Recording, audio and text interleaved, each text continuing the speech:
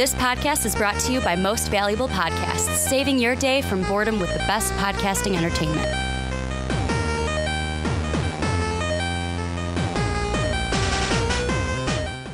What's up, Real MVPs, Ricky Widmer here, along with fellow Manchild, Johnny Karlic. And we are back for another edition of the Rick and Johnny podcast right here on Most Valuable Podcast, your one-stop shop for superheroes, for nerdy stuff, for TV, for entertainment, for movies, for basically, Johnny, everything under the two nerdy suns. And we are back with a jam-packed show for you guys today. Going to be talking a little bit about DC. Going to be taking a look at Marvel. Well, Fox Marvel, but Marvel. Then we're going to be taking a look at some gaming. Check out Too Old to Game. I'll pitch them later in the show. We're going to be talking Overwatch, the new hero, Baptiste. Kind of, I say full breakdown, but we're just kind of looking at the abilities and stuff and then what we think of the character so far. Before I get into everything, make sure to check us out on patreon.com/Most Valuable Podcast. That is how you can help and support us. And Johnny, I actually have some big news. This is the first podcast where he is going to get his name mentioned. I hope he listens to the Rick and Johnny podcast. I got to look it up because we have a new $10 patron for MVP. Got to say a special thank you to Matthew Grantham, who is our newest $10 patron. And, of course, if you join us at the $10 tier, you can join any podcast you want for that month talking about a topic that you would like to discuss. So if you want to join the Rick and Johnny podcast, support us at that $10 tier, and each and every month you can join the Rick and Johnny podcast. But, Johnny, let's jump into everything. Before we get into Suicide Squad, I got a special announcement, by the way. You will be happy to hear this. I don't know how many of these fans we have in the MVP universe, but Dave got me watching a show yesterday that I know you are very fond of. If people watched the Rick and Johnny podcast last week on YouTube, they would have saw a character from this show on your shirt, but I am officially diving into the My Hero Academia series. Watched 2 episodes at Dave's house yesterday, and then when I got home while I was editing stuff, I believe I watched 6 more? 6 more? Is what you said? I'm on episode 8. I started either episode 8, episode 9, and then said I should go to bed because I had to wake up for this podcast in the morning. But I wanted to tell you here on the podcast because I know you are a, can I say diehard My Hero Academia fan? Are you at that level? Close, but not. I don't know about there. I mean, you have a shirt. I do. Do I have a second one at home? I do. I have a shirt, and I'm waiting for the movie to come out so I can buy it. Is the movie? So has the movie already come out? It came out in theaters. It was in theaters. Okay. It has not come out. It doesn't come out to the end of March. Okay, so for US. So I wanted to bring that up. Sorry, as I am just diving into that, and maybe now because I'm diving into it, maybe we can talk about My Hero Academia finally in the future. But let's get into when you finally get caught up on the episodes. Yes. Well, there's 3 seasons right now. Well, there's 3 seasons, and the thing that I like about. Thing that I find funny about anime, kind of reminds me of like the Pokemon series. Yeah. From like when we were a kid. It's like 25 episodes in the first season, 50 in the second season, 25 in the third. So it's like, no, none of these Netflix and DC Universe series where it's like, 13 episodes. No, we're hitting you with a full 25, 50 episodes I think in a season. Fairy Tail was like... First season was like 50 to 70 episodes, like somewhere in that range of 50 to 70 episodes. Like, is My Hero your favorite anime? I don't know how deep your anime my watching roots don't pool go is. It's not very deep right now because I watched a few. It's up there for sure. Okay. I really like it. Mine, just throwing it out there so people can get a gauge of where I'm coming from. Code Geass will always be my favorite anime. My favorite one, hands down. You never forget your first. That's what they say, ladies and gentlemen. You never forget your first. Technically, DBZ was my first. Technically, even not my first, but like my first as an adult. First that you like went out and saw it. It wasn't like the DBZ that we all as we kids grew got up on that shit. Yeah, we got introduced. It's a gateway anime. It's a gateway anime. It's a gateway drug, man. But, I didn't say drug. I said anime. But let's get into the main show. We're looking at DC to start because there's some interesting news coming out of the grapevines this week, kind of surrounding Suicide Squad 2, the Suicide Squad movie that will be produced and directed and written by James Gunn. And that news is that Will Smith will no longer be in Suicide Squad. Him as Deathstroke will no longer be in the movie. And the update, and this is from on Twitter, Justin Kroll, first off tweeted from Variety, exclusive, Will Smith exits Suicide Squad sequel after dates could not be worked out. And then in a second tweet, he said, one item I forgot to add to the story. Sources say execs are now deciding whether they will recast the role and replace Deadshot with a different character. Are they going to recast the role? That's option one. Option two, replace Deadshot with a different character from the DC universe to join the team in the sequel. Johnny, what I want to ask you to start is just on a base level, how should DC, how should Warner Brothers handle the exit of Will Smith from Suicide Squad 2? I think it would be better. I think we've gone through stuff like this before. Don't necessarily just recast a character unless like you can trick us with trick us, like, for example, in the Marvel universe they did it with Banner. Well, that didn't trick us because we noted. You can notice that right away. Yeah. We didn't notice that. I think his name is Fandral. One of the Warriors 3 was swapped from the first to second movie. Zachary Levi, and you didn't notice because he's such a second character. Same with Rhodey. I mean, we noticed that because those were all just contractual things that didn't work out. I think instead. Well, the thing with Rhodey was, I think it was the guy's name is something Howard, I think the actor was. He just wanted more money to play Rhodey. And then they said no, and Don Cheadle's like, I'm here. I'll play Rhodey. I'll play it. And then that's where he stepped in. I don't know the Warriors 3, why they recasted with maybe it just Zachary didn't work. Levi. I don't know. I never looked into it. So. But there's numerous reasons of why you might have to change and recast but someone. my thing would be like a bigger character like that, unless you have to recast it. I would say if you can make the storyline work without him, just kind of write him off. And I'm not saying like off-screen death. I'm saying he went back to his kid, or he decided to stay on the line so he can get back to his kid. Whatever. You can make it that way. Yeah, kind of noble pursuit. And I mean, here's a thing too, and this is what plays into the whole not knowing what to do. Is I think the thing that Warner Brothers has to decide, obviously, is which route do you want to go, and which one will be better for the movie in general. Will it be better to keep, and of course, I cut myself off here. It all depends on James Gunn, too. Yeah. Of what he's thinking for a story. If Deadshot is that integral to a story, like, let's be honest, in Marvel, there was no way you were going to get rid of the Hulk. It's not exactly. You can't just drop him. It's not like you're going to say, well, Edward Norton's out, let's replace the Hulk with Wolverine. I know that rights wouldn't have worked then. But just example of, hey, let's put a different character in for him because we don't want to recast. They were just like, no, we have to have the Hulk in this movie. And that's a question that needs to be answered here. And with Suicide Squad, that's an interesting part, is because there are so many incarnations of this team.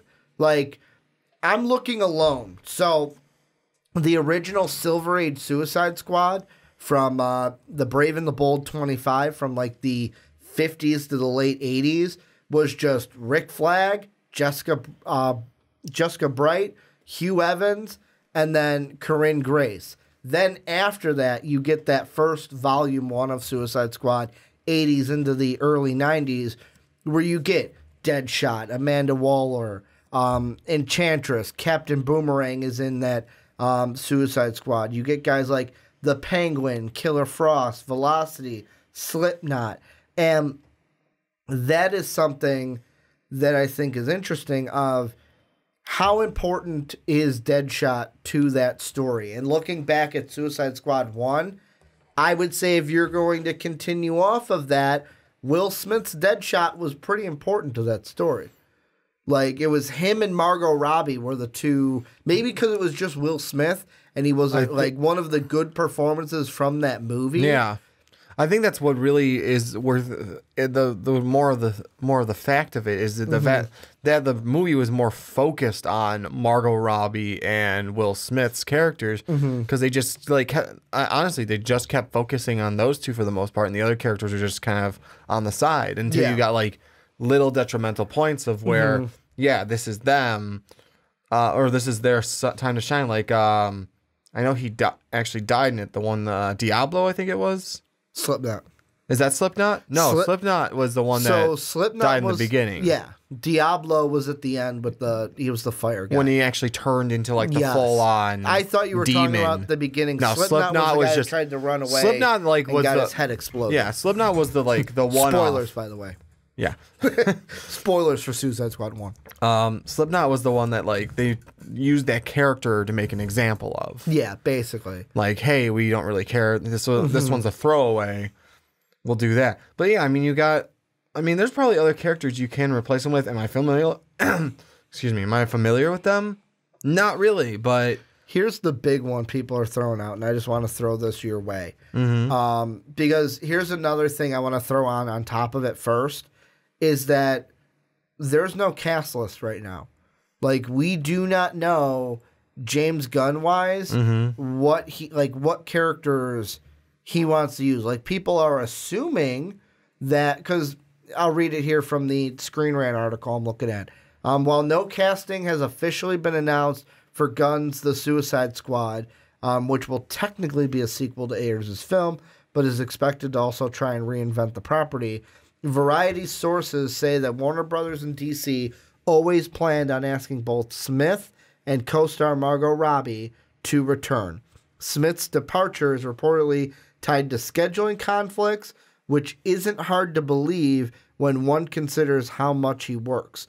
The split is said to be an amicable one. As for Robbie, one assumes she'd likely to work something out to return, as she's already set to star in Birds of Prey for the studio, so is clearly maintaining a positive working relationship. Losing Smith's Deadshot is a clear blow to Suicide Squad, though, as his and Harley's presence could have served to placate fans of the first film that aren't pleased about the change in creative direction. Here's something that people are throwing out that I want to throw your way. Think back to BVS when we saw that. At the end of BVS, you had, and I know that DC is going on a different kind of path where they're kind of not making anything like, yeah, they're connected, but it's not like we're trying to get a DCEU, where it's kind of like, hey, we got a cool Aquaman story here, we got a cool Wonder Woman story here. Oh, for this year, we want to bring them together for a Justice League movie. Like, that is their plans. Let's tell all these individual stories. Oh, and then we'll bring them together for a Justice League movie eventually. Like, they're together, and then they split off again. There are some people out there that are saying, think back to the end of BVS. One of the villains we saw was supposed to be a bigger part in that Justice League film, but wasn't after everything that happened with it.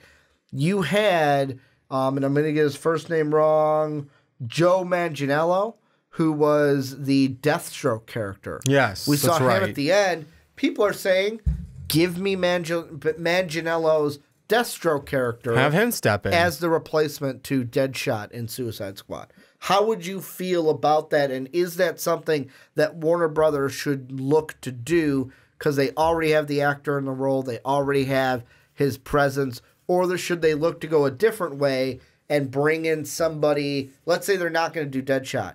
Should they bring in Deathstroke and Manganiello's version?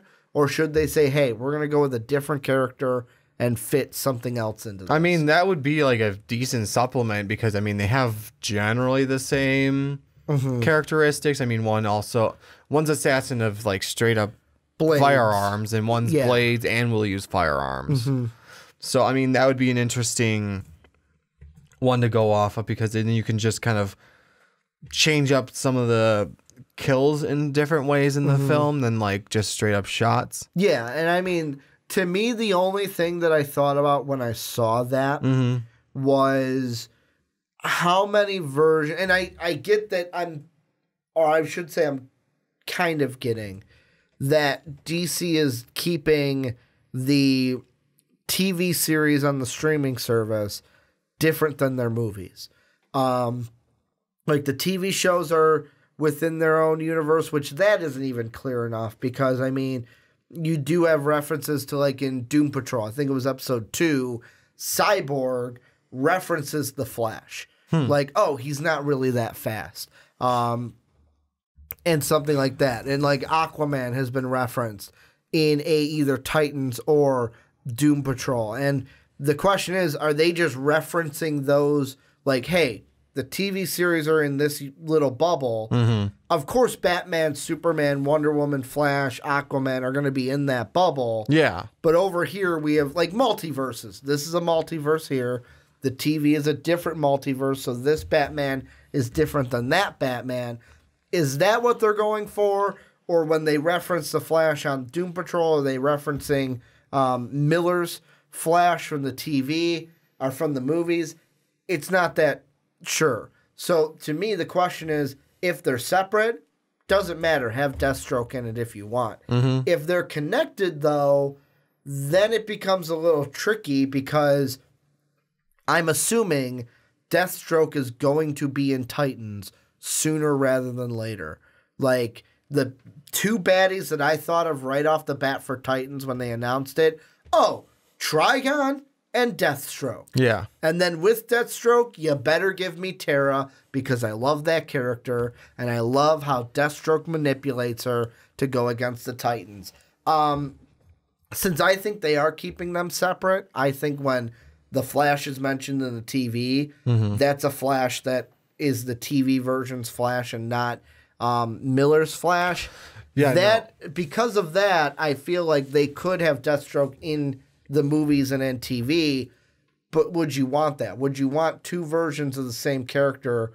We already had Slade Wilson Deathstroke in the TV version. So but the CW is different. I know. I'm saying though, we've had him on TV. We've had him in and Arrow. That's the thing. We've had him in Arrow. We haven't had him yet in the DC Universe series, and now we've seen him a little bit. We saw him walk up on a boat. For the movies, do you think in the CW, I kind of write to the side because he's no longer in Arrow. Like, we're past that story. We're past that story arc. Just for the TV and movies, if you're Warner Brothers, if you're DC, are you okay with having two versions of the same character kind of going on at the same time? As long as these universes aren't actually connected, that's fine because it's just like from actual TV, CW TV to the films. Because really, the only one that was kind of conflicting was we had two versions of the Flash. Yeah, that basically, and I mean technically Gotham, but like little Bruce, older Bruce, exactly. Really it doesn't really hit that too badly. So. Really, actually, we do have two. We have the Flash from CW Flash and Movie Flash, and now streaming Cyborg to movie Cyborg. But we've only seen movie Cyborg in one film, and I don't know if they're in Justice League. Yeah, no, you're right, because we only saw a glimpse of him in Batman v Superman. And I don't know if there's that Cyborg movie that they were originally going to do. I haven't heard much about it. Right now, the only movies I hear on the slate, Joker, Wonder Woman, Aquaman they announced will be 2022. Yes. And then obviously the Flash movie. Yes. That they want to get out. Obviously Birds of Prey 2, as that's filming now. But yeah, like, I'll ask you this too. Do they need an actor like Manganiello to fill, do they need a big actor to fill Will Smith's shoes? I would say it would help because you took out, you didn't take him out. You have one of your big actors isn't there anymore. Might help to have another bigger name actor to fill that slot. Because as long as you have Margot Robbie, that's one of your big name ones. Yeah, she was. Let's be honest, she's the front of She will be the front, yeah. As long as she's coming back too, which I'm pretty sure she will. Even with Will Smith there, she was the face in my mind. Yeah. It wasn't Will Smith's Suicide Squad. No, it was Harley Quinn's Suicide Squad. She was the face of that unit. Yeah. But, I mean, I think you can, as long you should try to get a bigger name actor, unless you're gonna like try and fill the. Let me see if I can get the names. Like you're gonna find some other roles to fill in, like for since El Diablo's deceased, you'll find someone to maybe fill in for him, et cetera, et cetera. Maybe you'll get some bigger names when you fill those roles back in with other characters now. Well, because here's another interesting thing, and this is me just throwing a little bit to the pot, into the mixture to get your juices flowing. I know they're not the exact same, but James Gunn, coming from Guardians of the Galaxy, think about that team for a second, those actors. Chris Pratt, arguably you could say, did Guardians kind of catapult Chris Pratt's career and make him even bigger than he was. But Chris Pratt. Then you have Dave Bautista, who, yes, acting-wise was kind of just getting his chops under him, but as a entertainer, he's already got a following. Built a following from the WWE. And then you've got, Groot and Rocket, Bradley Cooper, who was coming off of The Hangover. Limitless. Like, he was a guy that's like, people know who Bradley Cooper is. Same with Vin Diesel. Vin Diesel coming off of the Fast and the Furious movies. So, I mean, I would say every one of those, even, let me see. Zoe Saldana. Yeah, let me see the movies she was, because I'm not familiar with what she was. Oh, Star Trek. She was in so let's see, Guardians of the Galaxy. Yeah, she was in the Star Trek movies, 2 Star Trek movies before Guardians of the Galaxy. So yeah, I would say, although people might not be like, oh, I know her name right away. Plus with her, it was a little different because when you're covered in green, it's kind of hard to like people could see in the face like, oh, that's who the actress is. She also was in Avatar. Don't forget that. That too. So most of these actors and actresses for Guardians of the Galaxy have had a foot firmly planted in the entertainment scene. Whereas you think back to Suicide Squad 1, how many of those actors and actresses from the main team did you know going in? Besides, let's say, Margot Robbie, Will Smith. Not really. I also didn't even know many of about half the character, a little under half the characters. I didn't really know let's about. Be honest, I was the same way for Guardians. Like who's El Diablo, who's Slipknot, who's Enchantress. I knew of Killer Croc. I knew of Katana. Yeah. And Captain Boomerang, same thing. It's the only ones that Harley Quinn and Deadshot. I know of them. Who the hell's Rick Flag? Yeah, and I mean, that's the whole thing of, with me, the thing they need to decide 2 things. First off, are they going to recast Deadshot or replace Deadshot? How important is that character to the story? The other question is, can you find a replacement to kind of like finagle in there and not have Deadshot? What do you mean? Can you find a character that can do the same things or like play the same way, play it in there the same way Deadshot could have? Kind of like you're saying how Deathstroke could work. Be a fill-in. Yeah, there's part of me that's like, I get where you're coming from with that. Well, that's what I'm saying. I don't know if that makes a that's the one thing I'm saying. Like it can to think about is like, hey, because it depends on the story. Can we replace him? Can we not? Like in that sense, it's like, is he that detrimental to the story where we can't just like.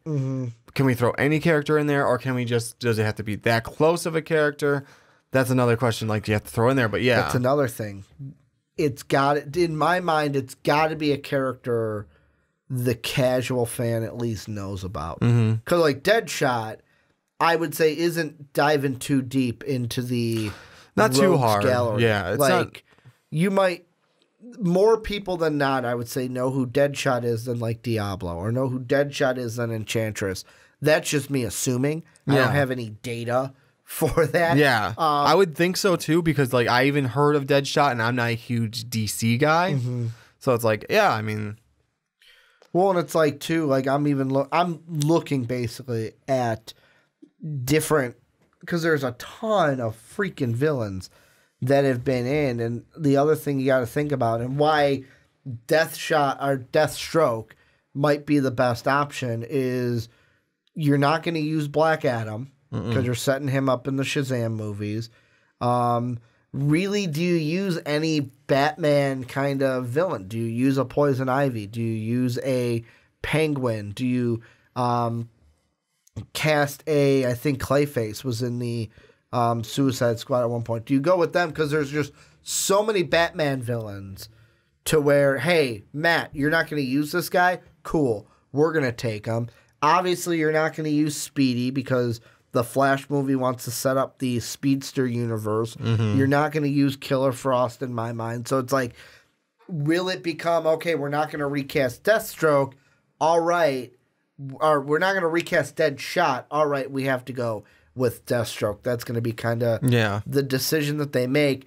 Any final thoughts before we move on into X-Men? I mean, you could use KG Beast. You just like that name, don't you? I thought it was funny. See, I'm also looking. I mean, he looks just like Deathstroke. Oh, here's Johnny's favorite. You ready for this? Oh, God. The Sportsmaster. Oh, God. The sports, because Johnny's a big sports guy. The hell did you find that one at? The Sportsmaster, the Wikipedia page. I'm on the Wikipedia page. He was the bottom of Volume 1. He was the bottom of the first reincarnation. I was in Volume 4. Yeah. And that's where I found KG Beast. That's another thing. Which volume do you go with? Which volume? Like which years of Suicide Squad are you gonna base off of? Are you gonna go with? Because you're not. I don't think you're gonna go with Power Girl. You're not gonna go with Hawkman, and this is getting towards the end. Yeah, you know what? It's interesting to see which way they're gonna go, and we're not gonna know until James Gunn officially gets that script done. But this is where you guys come in. Let us know what you think. How big of a blow? First off, how big of a blow is it that Will Smith won't be in Suicide Squad 2, if any, in your mind? And then number 2, what would you do with the character? Recast Deadshot and keep him in? Would you replace him with Manganiello's Deathstroke? Would you replace him with a different character? Let us know what you guys are thinking down below. And Johnny, let's move on. We're going from DC into the Marvel universe, or really Fox, but eventually it'll be Marvel. Apparently I read an article that the Disney Fox deal is taking a big step forward. Didn't actually get to read the article. I read the headline that said that. I'm hoping to get to that today to hopefully be like, ooh, we can get the X-Men in the Marvel universe soon, and interacting with those movies. But before we get into X-Men, I just got to throw out there, make sure to rate and review the Rick and Johnny podcast on iTunes and Apple Podcasts. It really helps us out. The more high reviews that we get gets our podcast into the ears of more and more people. So if you could please help us out, that would be great. But Johnny, we are talking about X-Men Dark Phoenix today, because I read an article this week, basically kind of not pitting, that's not the word, showing all the comparisons to Last Stand, X-Men's Last Stand. I'm going to go through them really quick. And all these, the article that I looked at said spoilers for Dark Phoenix. I don't think they're spoilers because they're all in the trailer, and most of them are assumptions that we're making from the trailer. Number 1, Jean looks and dresses identically in X-Men Last Stand and Dark Phoenix. Number 2, Professor X hid Jean Grey's true power from her. Number 3, Jean Grey kills a major X-Men character at her home. That one's speculation because of obviously what we saw from the trailer with her kind of forcing Mystique back. Many people are like, oh my God, Mystique's going to die. And there are many people that are like, oh my God, Jennifer Lawrence is going to die. Yay. Number 4, a villain manipulates Jean Grey. Number 5, Jean Grey hides out with Magneto. That's a speculation because of the scene from the trailer where she's basically collapsing his metal helmet. She also does go up onto to his him, head. And there's a other scene, I think, from the first one where and he's like, you're not asking for permission. Yeah. That's the part you're talking about? Yeah. I didn't mean to cut you off and kind of blow the load that you were trying to put out there. But then mutants are imprisoned and transported. We see that in the trailer. And then very last, the X-Men and the Brotherhood have a destructive fight. So, Johnny, I'm going to ask you, will X-Men Dark Phoenix just be a bad rehash of Last Stand? I can really hope not. Oh, because luckily, if 3 of those were speculation. Well, speculations. I'm saying speculation because of the trailer, but let's be honest. I'm assuming they're going to be true. It's what we saw in the trailer. I'm assuming Like, I saw what in the trailer, I'm like, oh, great, Mystique dies. I thought the same exact thing.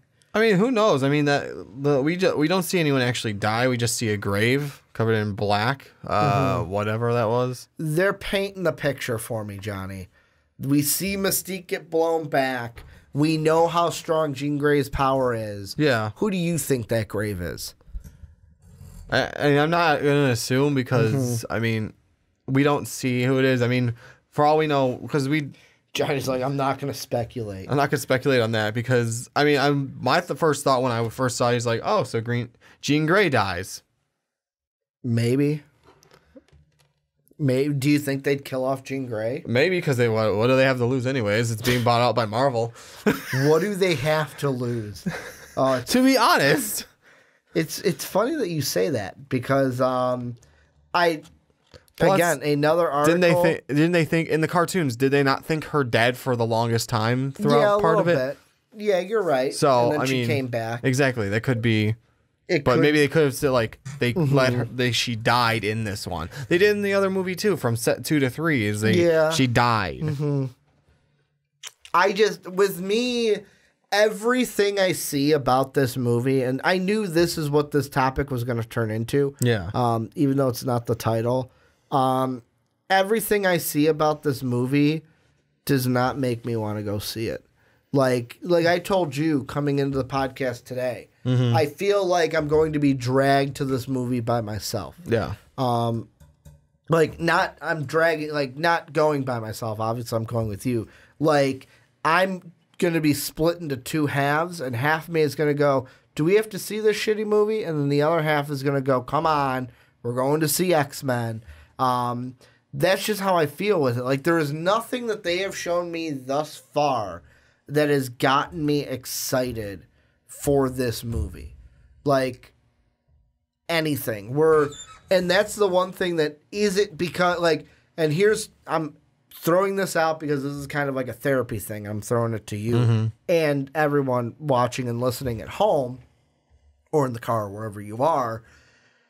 Am I feeling this way because I'm seeing these trailers and I'm seeing all these connections to X-Men Last Stand, and I'm like, so you don't have any new takes on this story? Like, First Class was a new take on the origin of the X-Men. Then you had Days of Futures Past, which I wasn't super high on. I didn't think it was an amazing X-Men movie, but I didn't think it was terrible. Then you had Apocalypse, where I was like, it was better than Days of Futures Past, but it was no X-Men First Class. And now I have this one where I'm looking at it, and it's like, so it looks like you just said, hey, we did X-Men First Class, let's just do that again. Or is it because I already know what's going on with the Disney Fox deal? Is that influencing my attitude on this? I don't know. I don't know if it's because of be a little bit what I'm seeing or because of what I know is on the horizon, and I'm just so excited for what Disney Marvel can give us more so than Fox X-Men.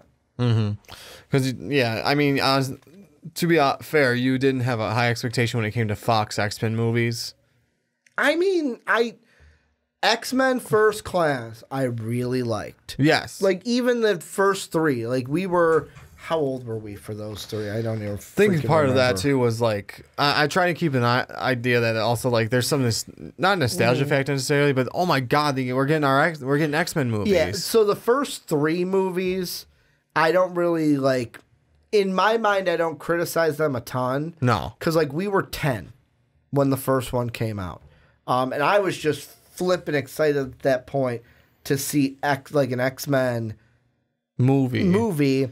Then X2, X-Men United, was when we were 13 years old. That was 3 years later. And then Last Stand was when we were 16 in high school. So 10, 13, 16. And then First Class was when we were 21. Days of Futures Past was when we were 24. Apocalypse was 26. And now Dark Phoenix will be 29. Yeah. So, I mean, is it because I know what's on the horizon that Fox is getting, like, that X-Men are going from Fox to Disney? Or is it from what I'm seeing? What are you feeling? Because this is a lot of my feelings. Like, are you on par with me? Are you, because you're more of a Marvel guy than me, you're like, I'm going to try to be more optimistic? Are you just saying that because you don't want to be down on this? What's going on in that little tin can? I want to give it its chance because, yeah, I think maybe even they knew, they had an idea that, like, well, we may not be Fox Marvel for much longer. We're going to be bought out by Disney. And then that may have played into it for them as well as for us. That, like, hey, Disney's going to buy them out soon enough. We're just waiting for that. But then the other side is like, you would think they wouldn't want to go out on a sort of a bang. So I'm having some hopes for it. That it's not a complete rehash of number 3. And I mean, there's some stuff that looks a lot more exciting than that number 3 was. See, and not to criticize 1 through 3, because like you said, we were like, what, 10 through 16 for those? Yeah, 10, 13, 16. You know, it's the thing. Oh, I just had it. What you just said, where you want to give it the benefit of the doubt. Oh, you brought up here's the thing that's going to piss me off about it. If this is true. If it's like, if we go to see the movie and it is plainly clear that, like, wow, you can tell that they were like, well, we're getting bought out by Disney. Why care about this film? Like, if that's the attitude I get from this one, I'm going to be pissed. Yeah. Because it's like, why, like, first off, we made the joke at the beginning of like, oh, why even come out with the movie? Like, why try to make your money? Like, Disney's going to have it. Let them have it. But we knew they were going to come out with it to get the money. Like, there's even something that I saw this week about New Mutants, about how, I'm going to pull it up really quick because I don't want to give any fake news here.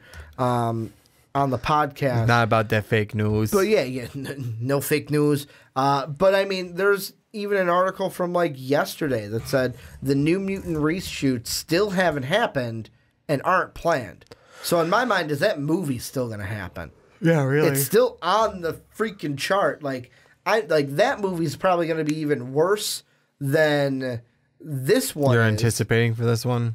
Oh man, like I think New Mutants is going to bomb so horribly. And I wonder if these end of these Fox movies that come out are just going to be painfully of like, yep, we knew it was the end. Like I saw an article that I had mentioned to you before we hit the record button. It said X-Men Dark Phoenix director is prepared for it to be the end. And you were even like, wow, that bodes some confidence. What the exact quote is here's what it says from the article. While there has been much speculation about how this may have already affected the X-Men franchise and the MCU, the delicate nature of the Disney-Fox deal means that no concrete plans have been made yet. Speaking to EW about this week's release of the new trailer of Dark Phoenix, the director of Dark Phoenix, Kinberg, said that he has no idea if this will be the final movie to feature the current cast. He says in a quote, "I truly don't know. I haven't had formal talks with Disney. I know Kevin Feige very well, but we haven't had formal talks because until the merger is official, they're not allowed to have those kind of talks and conversations with the folks at Fox or myself. Like they're not even, and I'm interjecting here, they're not even allowed to say to us what they're allowed to do. They can plan behind closed doors, but they can't even say like, oh yeah, X-Men movie 2021. Like they couldn't do that. Yeah. Going on with the quote though, what's interesting is obviously I started this movie long before Disney purchased Fox, and I approached the movie knowing that it was the fourth movie with our first-class cast, and that the Phoenix story for me is the ultimate X-Men story. They approached the movie like it was the culmination in some ways. Not that there couldn't be other movies, but I did approach the movie as if, like, if you spent 20 years of living with this family, this is the movie you see the family truly tested, fall apart, and hopefully come back together. There was something about that sense of closure for the family. That sense of test, that sense of loss, it felt like not this is the end necessarily, but this is it for them. What are your thoughts now hearing his quotes? I don't know. Just I have one thought that keeps going through my head is like if this one bombs, and let's say they do come out with New Mutants and that one bombs, it's almost the thought of to me like you guys just trying to like set up for failure before Marvel gets it, just because the casuals won't go see it because they not like some casuals don't realize the difference between the two. So, and let me just wrap my head around this. Yeah. Are you maybe speculating that maybe Fox was like, hey, Disney's going to buy this. Let's tank these two properties to bring that X-Men stock down? Is that what you're saying? I'm hoping that's not the case. Hoping like they not say accusing anyone of anything. But you're saying that flame might be like that might be a possibility. If they both tank, yeah. That would be a thought that would go through my head. So if they're both really bad, Johnny would be like, huh, did you tank on purpose? Yeah. Did you tank on purpose so that like the casuals will be like, well, I've never seen an X-Men movie again. Yeah, exactly. Kind of like how Fan4stick. Yeah. I hope it's not that bad. I hope it's not Fan4stick bad. If it is, then we have our own slew of problems. Here's another thing, and just from that quote that got me thinking. We have said before, like we talked about who is going to be Wolverine in the MCU. Yeah. I don't think this cast sees the light of day with Disney. And the reason why is A, Disney's going to want to do their own thing. Disney's not going to bring in... I don't see Disney bringing over the people from Fox. Number 2, if this movie flops, which, you know what? I didn't even look this up, and I should right now. Last Stand, Rotten Tomatoes. Do you want to guess the score for X-Men Last Stand on Rotten Tomatoes? 47. Close. Tomato meter, a 58%. The audience score, a 61%.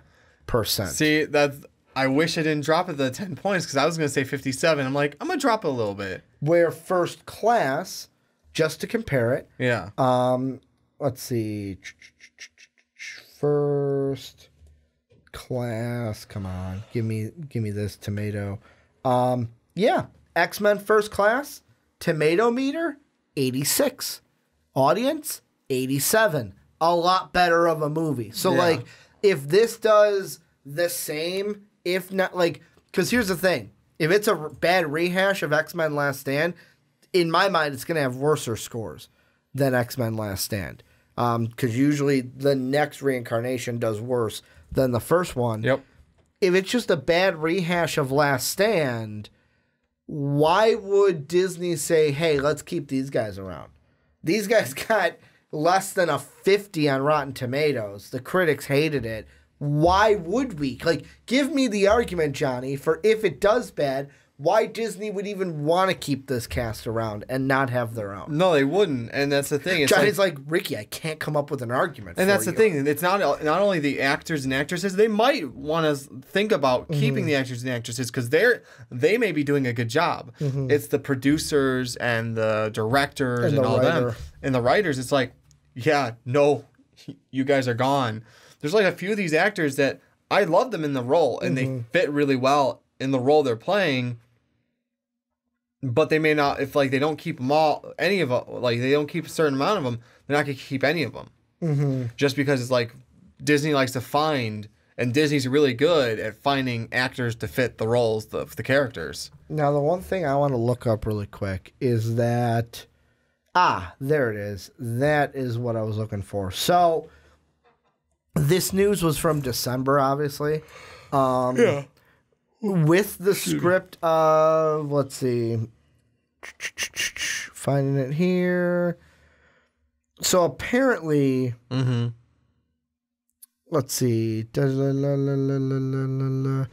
just going to read this article out loud really quick. This is about Feige reviewing the Dark Phoenix script way back in December. That's right. They gave it to him to look over. Feige has said numerous times that he intends to focus on the projects right in front of him and playing the characters he currently is. Not until we're given word. He's talking about the deal. Yeah, it doesn't say. Apparently, he was given the script to review back in December. And the thing that I am interested in to see is after this movie premieres, I am interested to see if some of the news comes out, like Kevin Feige. Yeah, I told him to change that. I told him not to do that. I advised them against that. And how much of it will be, did the director, did the writers not listen to a word Kevin Feige said? Because here's the thing I would think, Johnny. If I was writing a script and I gave it to Kevin Feige and Kevin Feige told me to change stuff, you know what I would do? Change it. Change it. Because he knows what he's like.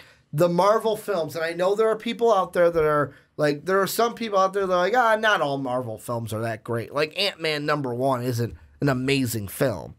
It's a good film. It's funny, but it's not like amazing. And I know that Mark is one of those guys. Mark is also, I believe, and Mark, correct me if I'm wrong, that Marvel is like, they have their formula and they stick to it. So, of course, there's that camp out there.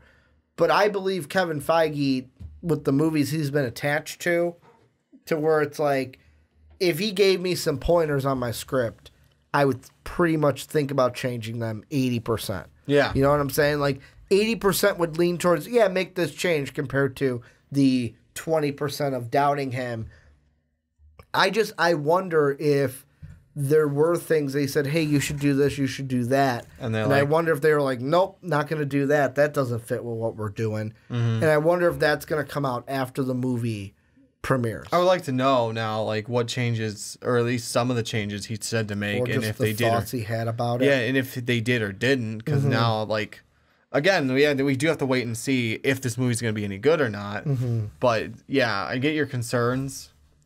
Just I as a Marvel fan, I have optimism, and hoping it's not a rehash, because I would agree with you that I would be kind of pissed. And then, like, if again, like you said, we don't know if New Mutants is even on the board anymore necessarily. Like, yeah, maybe it's, or if they were just like, you know what, it's gonna like, that's another one too of like, hey, that one's testing so low. You know what? Let's not even waste the time, waste the money with reshoots. Let's just put it out with what we got right now.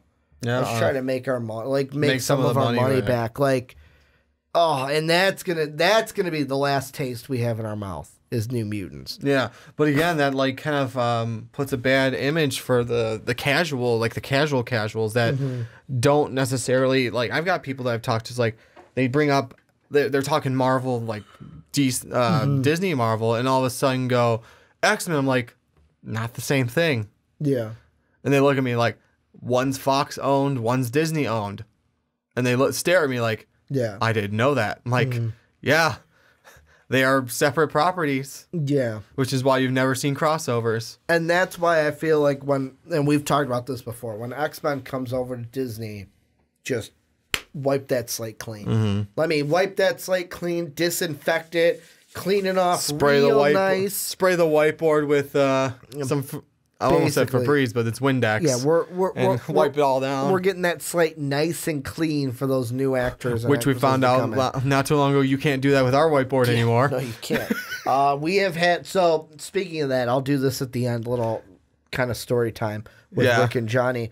So we've had a show idea in the kind of pipeline for, what has it been?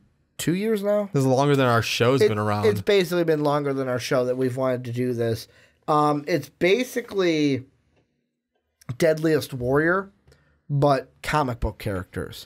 Comic book, like nerd, like anime. We had a ton written on a board. We even had a first season planned out. Yeah, I think first and second season planned out. Just the first. Oh, yeah, no, like the first. We had ideas. We had a first planned out, and then we had ideas. Because remember, this was before like I was in the workforce and I had more time. Yeah, that's true. And I came up with those character profiles. Yeah, that's true. I forgot about that. With like the height and stuff and the strengths and the weaknesses. We would like to do that. It's still in our kind of like backlog of like, yes, right this now is it's on one the of back our burner top projects until that we we want to can get started. get around to But yeah, it. the whiteboard has been sitting there with the stuff written on it for so long that I can't erase it. Like I came up with the marker or with the eraser to erase it, and it was like, nope, none of this is coming off. It is stuck to that board. It is there. So because I took a picture of it, because I'm like, I'm going to use this board for something else, and I was like, I guess I'm not using this board, and I put it right back where I had it. It's With there stuff and it's written on staying it. there. And it will always have our first season when we get that started up. But this is where you guys come in. Let us know what you think down below in that comment section. A, are you hyped for Dark Phoenix? B, are you not hyped for Dark Phoenix? Are you concerned? C, are you concerned? And D, what do you think? Is it going to flop? Is it going to do well? Is it going to be mediocre? Let us know what you guys are thinking down below in that comment section. But Johnny, let's end the podcast talking a little bit about gaming. And I know that Dave would hate if I didn't do a special promo in front of this one that I saved for it, is make sure to check out Too Old to Game. If you love gaming, we have a gaming podcast here at MVP. Too Old to Game. Myself, Dave Oster, your fearless host, and the Mark Weber, dubbed them E's, talk about gaming each and every week. This past week, we talked about the Pokemans. Yeah, Pokemans, the Sword and Shield, if I say it correctly. Our reactions to that. We talked about Anthem, little Star Wars games, Kingdom Hearts DLC. It was a fun time. You can go and check that out. Podcast services around the world. You can do it mainly on iTunes and TuneIn Radio for sure. YouTube, MVP, most valuable podcast. But Johnny, we are talking about a game that you and I love to play. And I'm glad that Dave, Mark, and I did not talk about it on Thursday, because Dave and I play. Mark isn't really huge into Overwatch. So we are talking about the new hero, Baptiste, who is a support hero. Going to basically kind of give our reactions and our thoughts to his entire kit and kind of break it down for you guys. So giving you the abilities. So number one, he's got a Biotic. Did I say that right? Biotic launcher? Yep, Biotic. Or a Bionic? No, not Bionic. It's Biotic. You're right. Launcher. Or Biotic. Biotic. That's maybe the right way to say it. Baptiste's 3-round burst Biotic, that's how I'm going to say it, launcher rewards accuracy and recoil control with significant damage output. Reading is tough, folks. It also doubles as a healing device, lobbing projectiles that heal allies near the point of impact. Then he has 2 abilities. He's got the regenerative burst. He activates an intense regenerative burst that heals himself and nearby allies over time. He also has an immortality field. It's a device that creates a field that prevents allies from dying. The generator can be destroyed. That is interesting. I'm going to get into that and some techniques. And then his ultimate is the amplification matrix, where he creates a matrix that doubles the damage and healing effects of friendly projectiles that pass through it. And his passive are the exo boosts. By first crouching, Baptiste can jump higher. So Johnny, before we get into everything about Baptiste, I want you to tell the folks what your first thought to me was after you read through this kit. He gonna get nerfed. Why? Honestly, I didn't think about it before. I'll say this part. I didn't think about what I'm going to mention next. Before I said that, I didn't think of cooldown times. Yeah. But let's say just average cooldown times. It also depends on how much healing over time. Yes, that's true. His regenerative burst does. It depends on Regen maybe burst. the immortality field. You can see, at least from the video, and I'm pretty sure this is fairly accurate. I'm going to put the page down below so they can see the exact page we're looking from at the Blizzard Overwatch. website. Yeah, playoverwatch.com. I mean, it doubles heal and damage for just the amplification matrix. I get it. That's the alt. So you know what's interesting about that though? If I throw that up, if Ana is shooting through it, if Moira is healing through it, that amplifies everything. Yeah. Am I wrong? That's so what hey, it states. Ana's gonna shoot through it. Her healing does more. Exactly. Where it's like, hey, put that thing in front. Oh, we got a bastion here. I'm gonna I could basically, and I'm now comboing here. Here's what I'm thinking about. We're defending the first point on Volskaya, right? Yeah. I've got a little bastion in that little building that I like to hide in. What I'm going to do is, okay, they're coming with their push. In this building, immortality field. You can't die. Matrix in front of you. Go to town, Bastion. Yeah. Go to freaking town. You can't necessarily die. And here's the one thing like that. Hold on, I'm going to go back to it. The immortality field.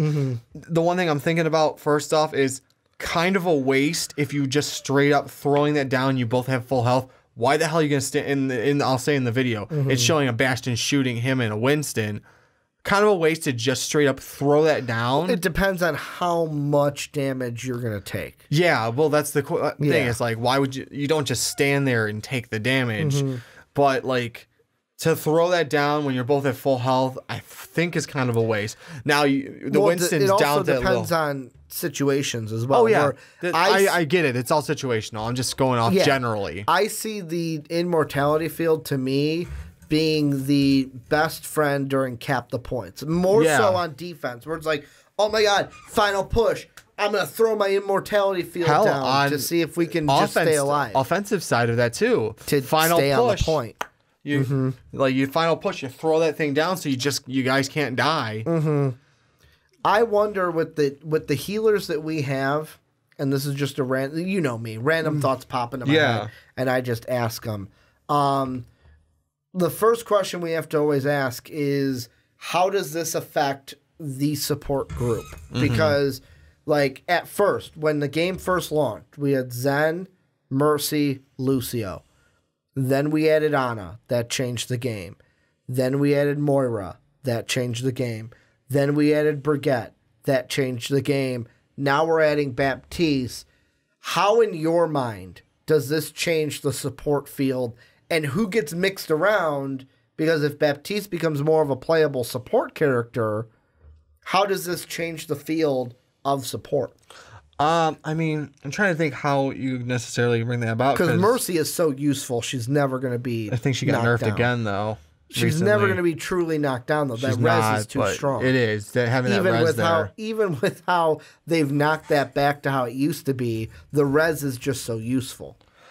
I mean, I'm trying to think. I haven't played him, and I'm not a big support player because I'm not very good at it. The only support I've ever been able to... You're more of a tanky guy. I'm a tank guy. I'm Diva. My top three are Diva. It fits your body.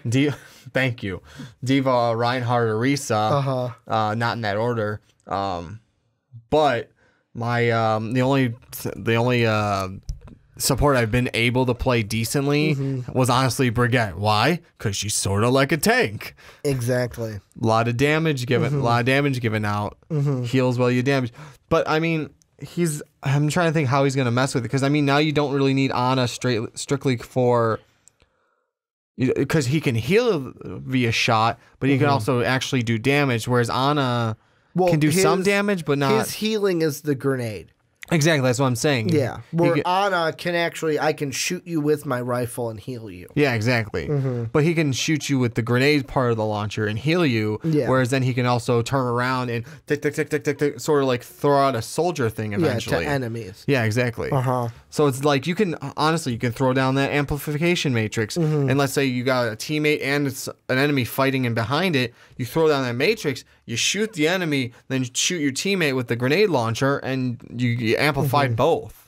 Yeah, I'm also thinking, I feel like Baptiste is going to be... Go ahead. I'm sorry, I just wanted to end that little part of it was by adding that I think he's kind of, for a little bit, replace Ana to some degree. Yeah, a little bit. Like, they kind of overlap. Also, a thing I'm thinking about, too, is I could see him being a support depending on what tanks you have. Yes. Because if you look at the tanks, Diva has, I'm going to say, a shield. I'm going to use her defense matrix as a shield. It kind of is. It eats bullets and shit. Orisa has a shield. Yeah. Reinhardt has a shield. Winston has a shield. Fuck it. Technically, Zarya has a shield, although it's kind of a minor shield. It's a bubble. I'm not gonna count it completely. Let's say you have a team where you're like, I'm a Roadhog main and I'm a Zarya main, or I'm a Roadhog main and I'm a Wrecking Ball main. then in that case, okay, we don't have one of those shield heroes.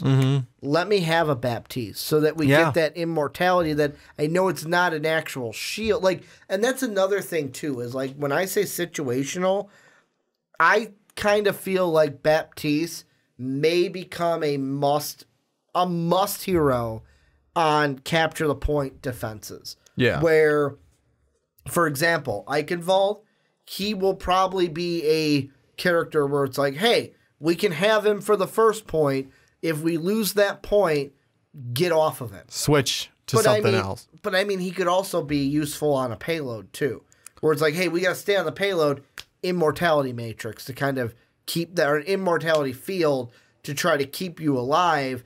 The thing that is so interesting to me is that they made the immortality field device damageable. Yeah. And for me... Well, it's like a Reese's shield. Yeah. You shoot the thing, if you somehow get behind me and shoot the thing, you can destroy my shield. Not that it's worth it. No. But this one looks I'm thinking of my power boost. Yeah. The little drum. You're thinking of the drum. But like, even with this, I don't have to get behind you. Yeah. I can just shoot right at it because your field does not block my bullet. Exactly. It just keeps you like this much tick of not dying. Or I wonder if so the big thing, and I'm a Pharah main, so that's why I think of this. Whenever there's a Torbjorn, the biggest thing is, hey, Pharah, get the turret. It's my job to get the turret. I wonder if the immortality matrix, is going to be another thing for a Pharah player where it's like, all right, Pharah, you got to get it. Hit that thing from above with your rockets to get that health down so that we can kill these people. Yeah, keep like in this case it and shows number two, how long does it stay up for? Yeah. The other thing is like I said earlier, it's kind of a waste if you have like full health teammates. I wouldn't throw that down because you should be moving around and trying to get the kills so you can get on the point or start moving the payload. Is that just a last-ditch effort? Is he a last-ditch effort kind of hero? I think it's like a, hey, shit, my teammate and I are almost dead. Throw that thing down so they can't kill us off. And that one thing I'm wondering, and I doubt it, though, is if it works on shields.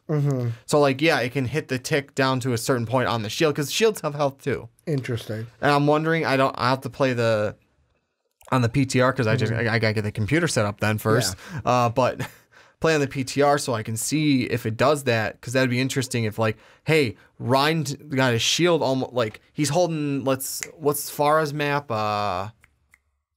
You're talking Anubis. About, You're like the Temple of Anubis. Second point of Anubis, you have that Ryan holding the shield at the very end. Shield's almost down. Baptiste can give it a little bit extra time to hold that shield so the rest of the team can pick off the enemies. Yeah, and right now I'm kind of... Same with Orisa too. I'm kind of looking at... I've pulled up a video by Siegel. Yeah. He was fucking around in the... PTR with it, and I'm just kind of looking at maybe some gameplay, because that's another thing too, is when you get these new heroes, it takes first it takes a while for, am I gonna play this hero? Then it takes a while for, how is this gonna fit in? Oh, that is fucking interesting. What? So what he just did here is, so they are on El Dorado, right? Okay. I'm gonna map this out because I can't put it. I would love to put it up while we were talking, but I don't want to get flagged.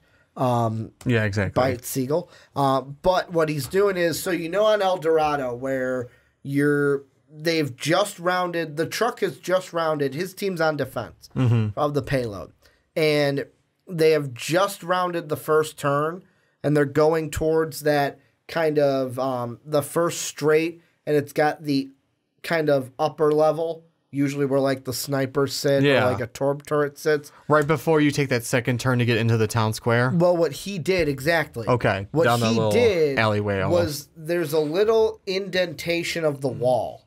He put his immortality field where it's the receptor of it is behind that wall. Oh, shit. So in order for the attacking team to get it, they have to get behind that. But also what you think about is that field is up there. So any snipers up there, you can't kill them. You can't kill them while this thing is up. And from what it looks like, is I'm looking at Baptiste's health bar, because that's who he's playing as. Yeah. The immortality field saves about 1.5 bars. Okay. So 1.5 bars of a 200. Let's see, how many bars does he have? 1, 2, 3, 4, 5, 6, 7, 8. I'm going to pull out my calculator. Doing math on the podcast. Very entertaining, guys. So let's see, 200 divided by 8. That means a bar is about 25. 25 divided by 2. So that's going to be about 37.5. If we put it down to actual math, that's about 37.5 hit points is what it saves. Not a ton, but just enough to keep you around. Just enough. And that I think is, like I said, super interesting. Also, what just happened is like a Farah boop. Hey, I'm going to boop you guys out of the field. Yeah. So, and then, okay, we can kill them. That's where Farah, I guess, is going to come in and, like, sort of get, like, that's going to be where I wonder if that's going to be huge crowd control on, like, a Farah of, like, okay, we got to try to boop them out of that field. It's like Farah with, what's his name? I can't remember. I can't believe I forgot. Soldier 76 via Farah. He throws down his thing. You boop him right out of it. Yeah, out of the healing circle. Yeah, the biotic field. Because you want to keep him from actually healing. And by the time he gets back over to it, it's already gone. Ooh, that echo boost jump is kind of, that's cool too. That's going to be helpful in a lot of things. So the whole thing with this immortality field, and of course Siegel is Siegel. Yeah. But another thing too is like there's that little alleyway right before the first door in El Dorado. He dropped that thing down. And he's like, hey, it's behind. So there's like it's an L-shaped kind of alleyway. Yeah. He dropped it down to where if I'm looking down the alleyway on the other team, the immortality field's there. You can't see to me, it's going to be about hiding that thing. Yeah, that'd be the best. And not just using it in the open. Yeah. It's going to be about, hey, let me plop this thing down. Maybe Baptiste is usable in more situations. Yeah. Because of that. But it'll also be interesting to see if that freaking gets nerfed, depending on how long it stays up and really how long it stays up and what's its cooldown for it. Is there any other things that you think we need to hit with Baptiste? No, I think we got pretty good. I mean, it's all going to be dependent on, like, a lot of it's dependent so far on how long some of these things last, how long his cooldown is to use these things, how long that little generator lasts. Yeah. And now, I mean, I said I think he's going to get nerfed, and I think he's going to get nerfed after a little while in the PTR. Usually that's what happens, right? They go to the PTR, they make their changes, then he goes to quick play, then they make more changes, and then they go to competitive. Yeah. Because, I mean, you have to find out how well he's going to do and if he's going to be overbearing like some characters were. And I know some got nerfed that when they first got thrown in. I think it was Sombra got was super nerfed. She got super nerfed. I thought it was the opposite way. There was someone that like they pulled them out when they pulled them out of the PTR and started playing them in there. They actually got buffed.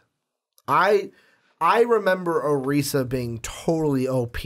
She was when she like got to competitive. Yeah, where she was like OP. They had to do more nerfs on her and change her kit a little bit. Yeah, because it was just that shield and that gun. They made the change with her gun because it was just like I can stand behind. I loved it because I could stand behind that shield and just and kill everybody. I think they slowed the gun rate down a little bit, which is what it was. Because I remember being able to fire a lot faster, and all of a sudden I started playing Orisa again. It's like, you're firing a little slower. Fire a little slow. What's going on here? I was like, oh yeah, that's right. They nerfed her a little bit. Yeah. But yeah, I mean, I think this is going to be one of the ones again where they pull when he comes out, he's going to get nerfed a little bit. You know what else I'm thinking about? Huh. So I am right now. What's the name of the map? The Lucio map, the Doomfist map. It had Doomfist's fist in the payload. Damn. Nepal? Not Nepal. No. Shoot. Why am I? Nepal is the keep the point. Yeah. One. I'm gonna look it up really quick because it's gonna bug me now that I can't remember it. It's Lucio's main. Like Lucio was there. It had the Doomfist Museum Fuck, what is the name of that map? Yeah, it's going to bug me now. New Bonnie, that's it. Oh, okay. So, New Bonnie. It's Orisa as well, then. At the first cap point, you know how there's that little inside where usually a bastion turret sits? So, like, any enemies trying to flank from around the point, you can kind of get them, or you're so hidden to where it's like, oh, you know, they're going to get on the point, and I'm just going to shoot them. I wonder if it's like, okay, Bastion's sitting there, 3, 2, 1, put up the immortality field. That little field thing is hidden, but if anyone's trying to shoot the Bastion, you can't kill it. Mm-hmm. You can't kill the Bastion. In order to get in there to kill the immortality thing, you have to go in with the Bastion, which maybe a Tracer can come in, throw an ultimate down, and kind of zoom out. Oh, you got a good enough Tracer she can go and zip, and shoot. Like that. Our friend Drac. As I do bad Tracer sound effects. Yeah, our friend Drac is really good with Tracer. He's probably one of those ones that could probably zip in, shoot him a little bit, zip back out, zip in, shoot him a little bit, and just keep that distraction. Like you say, get on, like you say, Tracer, get on the Bastion. Yeah, and he just have to keep going back and forth. Tracer, get on the immortality field. Or that, yeah. Because knock that down, pop, pop, pop, pop. Okay, he's dead. Well, here's the thing I would say, if he gets on the Bastion a little bit, and he gets it where his ult charges fast. He's good at charging his ult with Tracer. Yeah. Throw it, keep going back and forth, back and forth, back and forth, depending on how long that immortality field lasts. There's an ultimate. Throws the ultimate on the immortality field, boom, it blows it up, and then hits probably backlashes on the Bastion, because my guess he's going to throw it right by the Bastion. Yeah, I would throw it on the Bastion. See, that's the thing, though. If you throw it on the Bastion might be able to get up and walk far enough away to where it doesn't kill the immortality field. But the question is, how long is that field staying up for? We will have these answers on the PTR as Baptiste is still new, and then when he gets thrown into quick play. Anything else you think we haven't hit? Anything at all? Non-Overwatch? Overwatch? It's going to be interesting to find out how he fits in better once we actually get to try him out. And actually get to see him. I can't wait to see him in how action. he fits in the competitive scene, too. Because we have that, too, where it's like, not just us playing at home, how he fits in for the competitive teams for Overwatch as well. Do we see him being a key player in competitive? But this is where you guys come in. Let us know what you think down below in the comment section about Baptiste. If you've played him on the PTR, let us know how you think it's kind of feeling with you. You jiving with them? You're not jiving with them? Let us know what you think also about anything else we talked about. The X-Men Dark Phoenix movie. We also talked about Suicide Squad 2 and Will Smith leaving. Let us know what you think. Make sure to follow us on Twitter at MostValuablePod, at Ricky Widmer, at War Machine 9084. 585. See, I was going to say 5, but I thought I was wrong, so then I changed it for War Machine 9085. It'll be right on the card at the beginning of the videos. Also, make sure to give us a rate and review on iTunes and Apple Podcasts. It really helps us out. And then, last but not least, for this segment, because we talked about gaming, make sure to check out Too Old to Game, also on Most Valuable Podcasts. I want to thank you guys for watching on YouTube. I want to thank you guys for listening on podcast services around the world. And as always, have a good day, everybody.